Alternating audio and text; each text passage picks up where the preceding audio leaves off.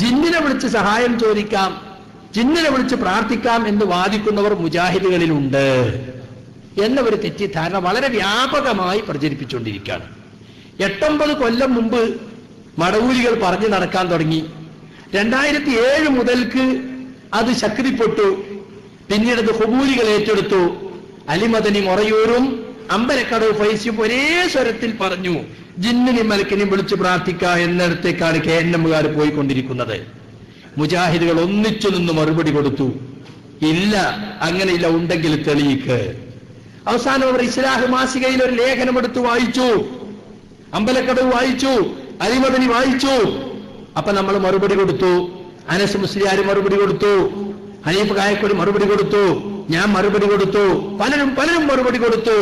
അതിലവിടെ ശിർക്ക് കാണിക്കടോ, ശിർക്കതില് അബ്ദുൽ ജബ്ബാർ മൗലവിയെ സ്റ്റേജിലിരുത്തിക്കൊണ്ട് എറണാകുളത്ത് വെച്ച് ഇസ്തിഖാമ എന്ന പരിപാടിയിൽ അനസ് മുസ്ലിയാരും ഹനീഫ് പോലും ന്യായീകരിച്ചു, ശിർക്കല്ല, അതിൽ ശിർക്കില്ല, അതിലെവിടെ ശിർക്ക്.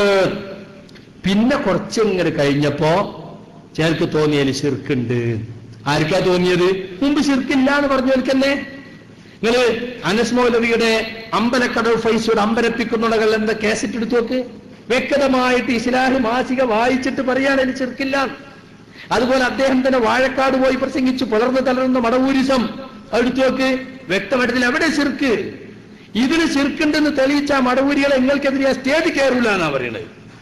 അതേ ആള് കുറച്ചുകാലം കഴിഞ്ഞ പറയുകയാണ് ഇതിൽ ശിർക്കുണ്ട്. സംഗതി കുഴപ്പമൊന്നുമില്ല, തെറ്റ് മനസ്സിലായാൽ തിരുത്തണം, അത് സംശയമൊന്നുമില്ല. പക്ഷെ അന്ന് പറഞ്ഞ തൗഹീദിന്റെ മാനദണ്ഡം ശിർക്കിന്റെ മാനദണ്ഡം ഇപ്പൊ മാറിപ്പോയി. അതാ മാനദണ്ഡം. ഏത് മാനദണ്ഡത്തിന്റെ അടിസ്ഥാനത്തിലാണ് അന്ന് അതിന് ശിർക്കില്ല എന്ന് പറഞ്ഞത്? ഇപ്പൊ അത് ശിർക്കാണ് എന്ന് പറഞ്ഞ ഏത് മാനദണ്ഡത്തിന്റെ അടിസ്ഥാനത്തിലാ? അത് ജനങ്ങളോട് പറയണ്ടേ? ഇപ്പോ മുസ്ലിയാക്കന്മാര് പറയുന്നെന്താ, 1 നൂറ്റാണ്ട് കഴിഞ്ഞിട്ടും ഏതാ ശിർക്ക് ഏതാ തൗഹീദ് എന്നപ്പോ തീരുമാനമായിട്ടില്ല. ബല തൗഹീദും പറഞ്ഞ് നമ്മൾ പിന്നാലെ കൂടി എന്തായിരിക്കും അവസ്ഥ? കുറെ കാലം 2012 വരെ ശിർക്കല്ല എന്ന് എവിടെ ശിർക്ക് എന്ന് ചോദിക്കാം. ഇപ്പൊ പറഞ്ഞ് ശിർക്കാണ് ശിർക്കല്ല എന്ന് പറഞ്ഞവനൊക്കെ പുറത്താക്കും എന്നിടത്ത് കണ്ടകള്. അപ്പൊ സുഹൃത്തുക്കളെ, ആളുകൾക്ക് മാറ്റി പറയാം, താല്പര്യങ്ങൾക്കനുസരിച്ച് അങ്ങോട്ടും ഇങ്ങോട്ടൊക്കെ പറയാം. പക്ഷെ ഒരു ആദർശ പ്രസ്ഥാനത്തിന്റെ ആദർശമാണ് ഇവിടെ ചോദ്യം ചെയ്യപ്പെടുന്നത്. നിങ്ങൾ ആദർശത്തിന് എന്താ സ്ഥിരതല്ലേ? നിങ്ങൾ തൗഹീദിന്റെ ആളുകളാണെന്ന് പറഞ്ഞിട്ട് ഇപ്പോഴും തൗഹീദ് ഏത് ശിർക്കേത് എന്ന് നിങ്ങൾക്ക് എന്നെ തിരിഞ്ഞിട്ടില്ലേ എന്ന് എതിരാളികൾ ചോദിക്കുന്ന ദുരന്തം അത് ഈ പ്രസ്ഥാനം മൊത്തത്തിലാണ് ഏറ്റെടുക്കേണ്ടത്. അതിനെ സംബന്ധിച്ച് ചില ആളുകൾക്കൊന്നും വിഷമം ഉണ്ടാവില്ല, നമുക്കൊക്കെ അത് വലിയ വിഷമുണ്ട്. പിന്നെ ഒരു കാര്യം ശിർക്കല്ല എന്ന് പറഞ്ഞാൽ അത് ചെയ്തോളീന്ന് അതിന്റെ അർത്ഥം തന്നെ. എന്തെല്ലാം കാര്യങ്ങൾ ശിർക്കല്ല എന്ന് നമ്മൾ പറഞ്ഞിട്ടുണ്ട്. ഇപ്പൊ ഒരാള് മരിച്ച മഹാന്മാരുടെ ഹക്ക് ജാഹ് ബർക്കത്ത് കൊണ്ട് പടച്ചവനെ നീ എന്നെ രക്ഷിക്കണേ എന്ന് പറഞ്ഞു, അത് ശിർക്കാണോ? അല്ല. അതേസമയം ശിർക്കിലേക്കുള്ള മാർഗമാണത്, ശിർക്കിലേക്കുള്ള വസീലയാണ്. ആ മഹാന്റെ ഹക്ക് കൊണ്ട് ചോദിച്ചാൽ, ബർക്കത്ത് കൊണ്ട് ചോദിച്ചാൽ അള്ളാഹു തരാൻ നിർബന്ധിതനാകുമെന്ന് വിശ്വസിച്ചാൽ ശിർക്കാവും. അതുകൊണ്ട് അതൊന്നും വിശ്വസിക്കാതെ ഒരാൾ മഹാന്മാർക്ക് അള്ളാഹു ഹക്കുണ്ട് ജാഹുണ്ടല്ലോ അവരുണ്ട് ചോദിച്ചാൽ എന്താ, ചോദിക്കണം അള്ളാഹിനോട് തന്നെയല്ലേ എന്ന് വിചാരിച്ചിട്ട് വൈദ്യശേഖരൻ ഹക്കുകൊണ്ട് പഠിച്ചോന്നെ എന്റെ രോഗം മാറ്റണേ എന്ന് പറഞ്ഞാൽ അത് ശിർക്കല്ല, ശിർക്കിലേക്കുള്ള വസീലയാണ്. അതുപോലെ തന്നെ ജാറം കെട്ടുക എന്ന പ്രവൃത്തി ശിർക്കല്ല, പക്ഷേ ശിർക്കിലേക്കുള്ള വസീലയാണ്. ഒരാൾ ബിംബുണ്ടാക്കൽ ശിർക്കല്ല, പക്ഷേ ബിംബാരാധന എന്ന ശിർക്കിലേക്കുള്ള വസീലയാണ്.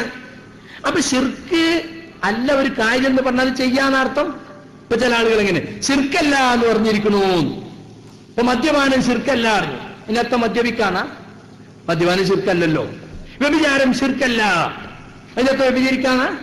അപ്പൊ ഒരു കാര്യം ശിർക്കല്ല എന്ന് പറഞ്ഞാൽ അത് ചെയ്തോളി എന്നുള്ള അനുവാദമാണോ? തെറ്റല്ല എന്നാണോ അതിന്റെ അർത്ഥം? അല്ല. ശിർക്ക എന്നതിനെ പറ്റി പറയാൻ പറ്റൂല. പിന്നെ എന്താ പറ്റുക?